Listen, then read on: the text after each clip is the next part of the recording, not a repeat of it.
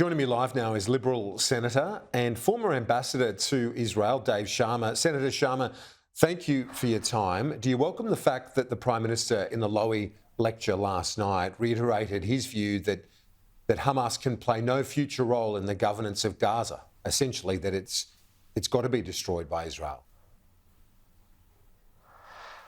Well, I do welcome that statement, Kieran, but unfortunately it was muddied or overturned by a number of things he's said and done subsequently in the weeks preceding. I mean, I agree with Anthony Albanese that if you want an enduring peace in the Middle East, if you want a better future for the Palestinian people, if you ultimately want a two-state solution, Hamas cannot be left in power. But at the same time, if that's the case, how can Australia be voting for a one-sided unilateral ceasefire resolution in the General Assembly, which would do exactly that, which would leave Hamas in power, free to mount more terrorist attacks against Israel, free to execute and behead and sexually assault more Israeli civilians, but also free to keep the Palestinian people's hopes and dreams captive to their own, nihilistic visions? So he's saying international efforts towards a sustainable ceasefire, that he's supporting that. You're saying it's mutually exclusive, that you can't argue that on the one hand and say there's no future for Hamas on the other. That's right. He's being entirely inconsistent here. We voted for a resolution in the General Assembly just last week. Australia did. The US voted against it. Britain abstained on it. Germany abstained on it, but we voted for it. And that resolution calls for an immediate ceasefire, which would leave Hamas in place, which would stop Israeli military operations to destroy tunnels and stop Israeli military operations to capture Hamas's senior leadership. And the end result will that will be Hamas remains in political power in Gaza. Now, at the same time, we've got the Prime Minister saying again and again, as he did last night, that Hamas can play no future role in Gaza. Well, which one is it? Make up your mind, stick to a position and then prosecute it clearly. But this government is speaking out of both sides of their mouth on this issue. They cannot make up their mind. Is it true that some Israelis are also calling for a ceasefire? And in that context, I'm thinking of those with relatives who remain captive, hostage to Hamas. Well, certainly Israelis are calling for the unconditional release of all their hostages. There's about 130 that remain under the control of Hamas. And, the Israel government and the Israeli civilians and public are calling for further attempts to negotiate through Qatar and other mediators the further exchange of hostages. Now, there were meetings held just over the last few days involving the head of the CIA, the head of the Mossad, Qatari authorities and others to discuss the way forward. Certainly, I think everyone would like to see the hostages released safe and unharmed. But that is a separate conversation, if you like, to what is the political future of Gaza going to look like. And those two conversations need to be happening at the same time. And I don't think anyone in Israel would support all the hostages being released if that meant that Hamas remained in political power in Gaza.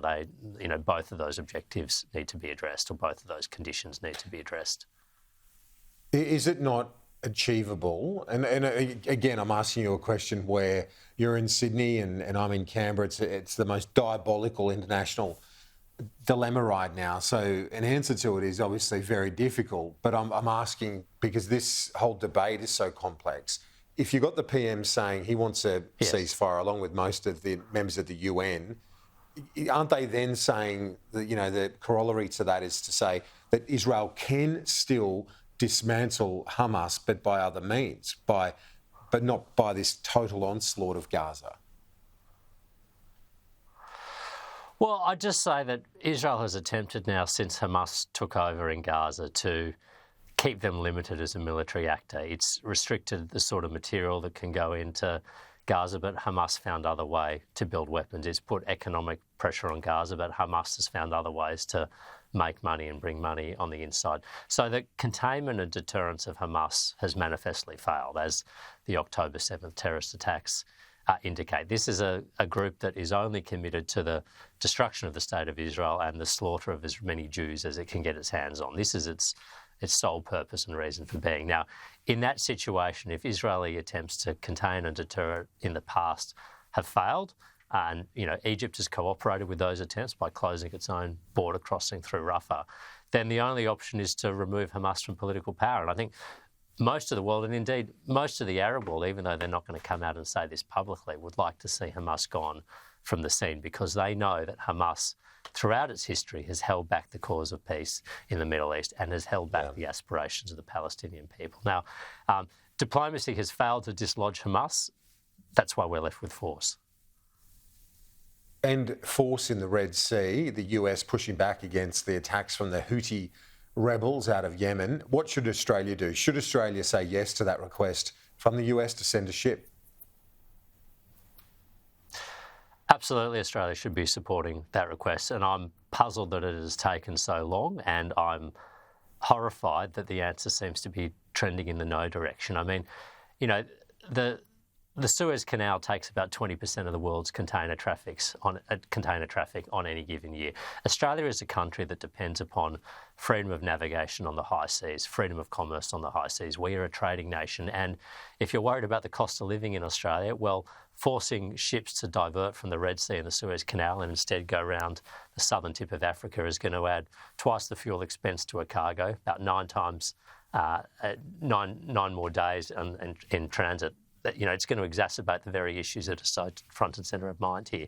So we need to be tackling the disruption to shipping in the Red Sea. And if the US is assembling a task force, which they are, and they've asked their allies to contribute, which they have, Australia should be front and centre volunteering to do our bit almost straight away. And I just cannot understand. Do you think that why we're even the deliberating timing over this?